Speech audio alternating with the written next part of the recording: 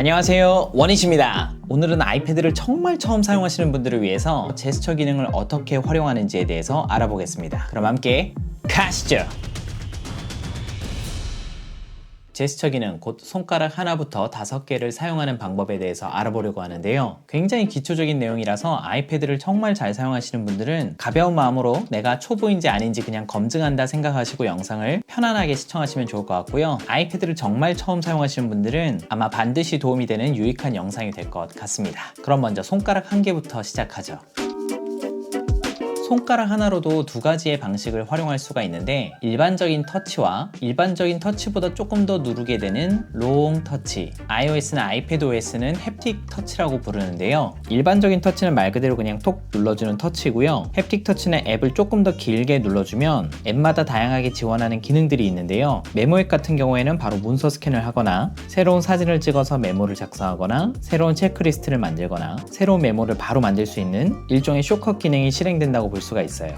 메모 앱뿐만이 아니라 앱스토어를 길게 누르면 구입 목록을 보거나 업데이트를 바로 진행하거나, 혹은 리딤 코드를 입력해서 앱을 다운받을 수도 있고요. 아니면 바로 앱스토어에서 검색을 할 수도 있습니다. 이 햅틱 터치 기능은 앱마다 활용도가 조금씩 다르기 때문에 자주 사용하는 앱들은 이렇게 길게 클릭을 해보셔서 내가 유용하게 쓸만한 기능들이 있다면 익혀두셨다가 자주 사용하셔도 좋을 것 같습니다. 그리고 다 아시겠지만 오른쪽 상단을 내리면은 제어 센터가 나타나고요. 중앙 상단이나 왼쪽 상단을 내리게 되면 알림 센터가 나타나게 되고요. 기본 화면에서는 아래로 살짝 내려주면 검색창이 뜨게 됩니다. 그래서 필요한 것들을 빠르게 검색을 할 수가 있고요. 만약에 앱이 실행 중이라면 아래쪽 하단을 왼쪽, 오른쪽으로 밀어서 앱을 빠르게 전환시켜 줄 수도 있습니다. 그리고 어떠한 앱이 실행 중일 때 하단에서 위로 살짝 올려주게 되면 독바가 나타나게 되고요. 살짝 올리지 않고 조금 더 위로 많이 올려주면 이런 식으로 앱 전환 센터가 나타나게 되고요. 아래에서 위로 끝까지 올려주게 되면은 바로 홈 화면으로 진입하게 됩니다. 아이패드는 2개의 앱을 동시에 실행시킬 수가 있는데요. 현재 메모 앱이 켜진 상태인데 여기에 독바를 불러드리고 메모를 하나 더 이런 식으로 실행을 시켜줄 수도 있습니다. 그리고 여기에다가 또 하나의 앱을 또 실행시킬 수가 있는데요. 어떠한 앱을 끌어다가 좌측이나 오른쪽에 이동시키게 되면 앱이 전환돼 버리지만, 좌측이나 우측이 아닌 중앙에다가 앱을 끌어다가 놓으면 이런 식으로 플로팅 되어서 슬라이드 오버 기능을 활용할 수가 있습니다. 그리고 이렇게 가장 상단에 실행되고 있는 슬라이드 오버 기능은 하단에 이동시켜서 앱 간 빠르게 전환을 할 수가 있고요. 위치를 좌측과 우측 이동시킬 수가 있고, 필요하지 않을 때에는 오른쪽으로 끝까지 밀어주면 사라지게 되고요. 필요할 경우에는 오른쪽에서 왼쪽으로 스와이프 해주면 다시 나타나게 됩니다. 사실 스플릿 뷰를 불러오는 방법은 굉장히 다양한데요. 독바에서 필요한 앱을 끌어다가 앱 전환 화면으로 들어가게 되면은 이런 식으로 뒤에 화면이 흐려지는 것들을 볼 수가 있어요. 그리고 내가 함께 실행하고자 하는 앱 위에서 멈춰주시면 이런 식으로 스플릿 뷰를 활용할 수도 있습니다. 2손가락을 사용하는 몇 가지 방법들이 있는데요. 홈 화면에서 앱을 이동시키거나 그룹을 지어줄 때 꾹 눌러주게 되면은 이런 식으로 홈 화면을 편집할 수 있는 화면으로 들어가게 되는데요. 이때 앱을 하나씩 이동시켜도 되고, 이렇게 한 개의 앱을 잡고 있는 상태에서 여러 개의 앱들을 선택해주면 이런 식으로 다양한 앱들을 이동시켜 줄 수가 있습니다. 이 방법을 활용해서 빠르게 그룹을 만들어 줄 수도 있고요. 2손가락을 활용하는 방법은 사진 앱 같은 앱을 활용할 때에도 도움이 되는데요. 여러 장의 사진을 이동하거나 혹은 첨부하거나 할 때에도 사진을 꾹 누른 상태에서 살짝 이동시킨 다음에 다른 사진들을 추가해주면 이런 식으로 여러 개의 항목들이 추가가 된 것을 보실 수 있으실 거예요. 만약에 메모 앱을 활용해서 일기를 자주 쓰시는 분들이라면 이 상태에서 독바를 열어서 메모로 들어가시고, 새 메모를 열어서 사진을 놓아주시면 이런 식으로 한 번에 여러 장의 사진들을 이동시킬 수도 있습니다. 홈 화면이나 사진뿐만 아니라 파일 앱을 실행시켰을 때에도 이러한 기능들을 다양하게 활용해서 여러 개의 파일들 혹은 앱들, 여러 개의 사진들을 자유롭게 이동하는 데 사용해 보시면 좋을 것 같습니다. 세 손가락은 마지막에 메모 앱을 다루면서 설명드리도록 하고요. 네 손가락으로 넘어가게 되면 이미 많은 분들이 아시겠지만 이렇게 앱이 실행되고 있을 때 왼쪽에서 오른쪽으로 스와이프 해주면 이전에 사용하고 있던 앱이 실행되게 됩니다. 한 번 더 왼쪽에서 오른쪽으로 밀어주게 되면 이전에 실행했던 앱이 실행이 되고요. 그리고 이거는 의외로 모르시는 분들이 좀 있더라고요. 홈 화면 상태에서 네 손가락으로 밀어주게 되면 이전에 실행했던 앱이 바로 실행이 됩니다. 예를 들어서 아이패드를 오랫동안 사용하지 않았다가 처음 켰을 때 내가 이전에 예전에 무슨 앱을 사용하고 있었지? 할 때 물론 이런 식으로 앱 전환기로 들어가도 되지만 그냥 바로 내 손가락으로 옆으로 밀어주면 가장 최근에 했던 앱이 무엇인지 알 수 있는 거죠. 그리고 5손가락으로 활용할 수 있는 마지막 방법은 사실 4손가락으로도 가능하긴 한데 화면 위에 5손가락을 올려놓고 이런 식으로 오므려 주시면은 곧바로 홈 화면으로 나갈 수가 있게 됩니다. 물론 조금만 하게 되면은 이런 식으로 앱 전환기로 넘어가기도 하고요. 추가로 몇 가지만 더 말씀을 드리면 메모 앱을 실행시켜 놓고 설명을 좀 드릴게요.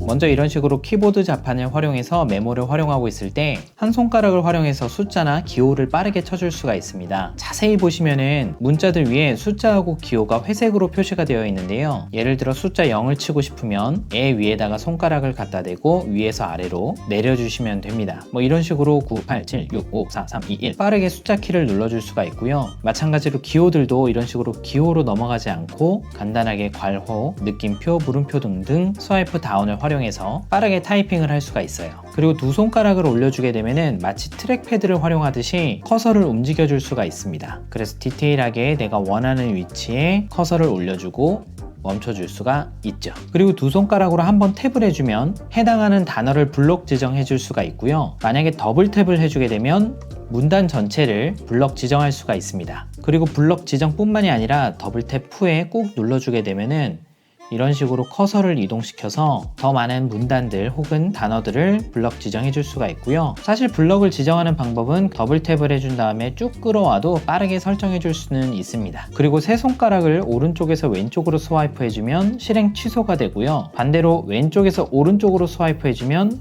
실행 취소가 복귀가 됩니다. 들고 사용할 때에는 조그만한 키보드가 필요할 때가 더 많거든요. 그럴 때에는 키보드의 좌우측에서 안쪽으로 이렇게 끌어주면 작은 사이즈의 키보드를 활용할 수가 있고요.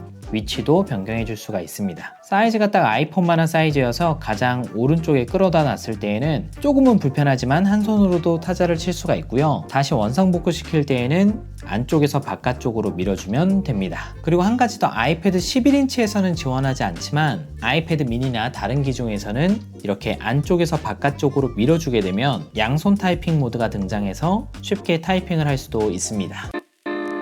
사실 너무 기초 중에 기초적인 기능이라서 이미 다 아시는 분들이 많으실 것 같은데요. 지금은 우리가 이렇게 손가락을 오므리면 홈 화면으로 넘어가는 게 굉장히 당연한 일이지만 만약 이 기능을 결정할 당시 스티브 잡스가 고집을 조금만 부렸다면 홈 화면으로 넘어가는 방식이 오므리는 방식이 아니라 손바닥을 화면에 대고 손가락을 말았다가 던지는 방식이 홈 화면으로 넘어가는 제스처였을지도 모릅니다.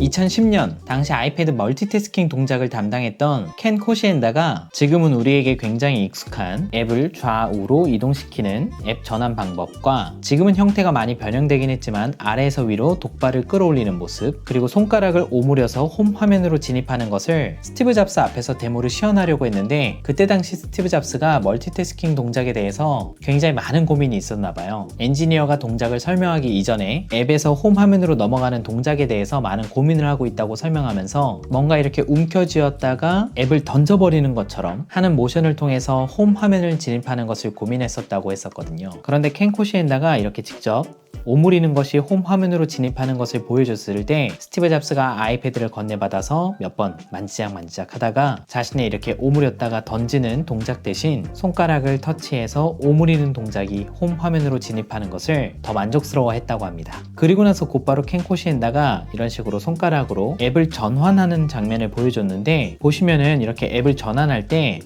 뭔가 튕겨나가듯이 앱이 전환되는 것을 볼 수가 있잖아요. 탱 하고 이런 식으로 앱이 전환이 되는데 이 기능을 스티브 잡스가 뚫어져라 쳐다보더니 이 애니메이션이 바로 애플입니다 라는 이야기를 했습니다. 관성이 느껴지는 요 전환 화면조차도 스티브 잡스가 이게 애플이다 라고 언급할 만큼 무엇이 애플을 애플답게 만드는지를 보여주는 작은 에피소드 같은 건데요. 이런 재밌는 내용들이 잡스의 기준이라는 책에 그러한 에피소드가 등장을 하는데요. 이 책은 애플에서 15년간 엔지니어와 디자이너로 일했던 켄 코시엔다가 애플에서 있었던 일들, 우리가 사용하는 사파리가 어떻게 탄생하게 됐는지, iOS, 아이패드, 아이폰이 어떻게 탄생하게 됐는지, 혹은 아이폰의 키보드나 아이패드의 키보드가 어떠한 단계들을 거쳐서 완성되게 됐는지, 애플 밖에서 애플을 바라보는 게 아니라 애플 안에서 일했던 직원이 애플의 이야기를 풀어주는 책이라고 볼 수가 있습니다. 그래서 애플 제품들을 좋아하시는 분들은 이 책을 보시면은